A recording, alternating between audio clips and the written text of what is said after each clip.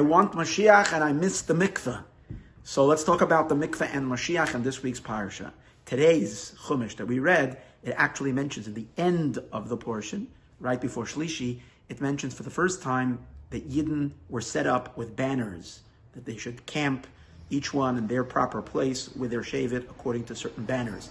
Where did the banners come from? So the Medrash says that when the Yidden saw by Har Sinai, when Hashem came down, when all the Malachim, and the Malachim were all set up, all in machanois, in camps, with banners, they had a taiva, they had a desire to be set up in the same way.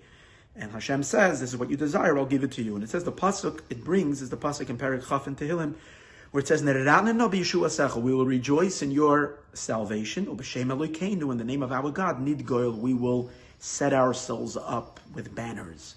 So the question is, what does it have to do with Neranenu b'Yeshua secha, the Yeshua of Hashem, that's the coming of Mashiach? What is that related to the banners? It says that Tzemach Tzadik, who was the first Vishnitzer Rebbe, he's the son-in-law of the Heilige Ruzhiner. His writings are very Kabbalistic and phenomenal.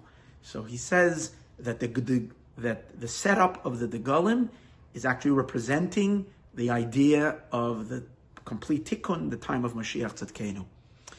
And the Kaima Shlema, this is the ultimate structure of holiness. How does it work? He says, well, the way it was set up was that there were 3 Shvatim in each side, and each of these 3 Shvatim, cluster of tribes, had a banner. So if you take the word Shevet, Shevet is Gematria 311. You make it 3 times. 3 times 3, 11. And then you add to it the word Degel, which is 37.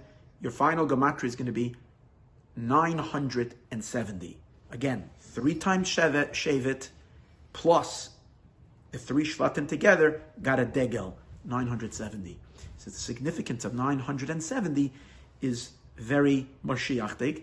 It's really the significance, its number is the number of 960 plus 10. What's 960? 960 is a measurement related to mikveh, because a mikveh's got 40 sa. A sa is made up of 6 kav, and every kav has 4 lug. So 40 times 6 times 4 is 960. The secret of a mikveh is 960 lugin. Now, a mikveh has the power of purification because the mikveh represents the ultimate purification, the ultimate synchronization. Why? The word mikveh comes from the word kam, vav, ke. That the vav and the ke and the hey of Hashem's name, kam, are lifted up. We know that the whole shattering and the whole disconnect happens in the vav ke. That's where Amalek affects. So the tikkun in the vav ke of Hashem's name, and to connect it to kam. Kam means to raise it up, but kam is also the gematria of chachma and bina, which are the yud ke. You take the word chachma and bina, and you make the gematria, it's 140. Kam, vav ke, is the vav ke are attached and resewn again to the chachma and the bina. It's the completion of Hashem's name.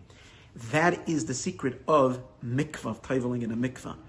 Now, the golim, which are set up to be gematria 970, which is 960 plus 10, it's because this tikkun is done, he says, in all 10 spheres.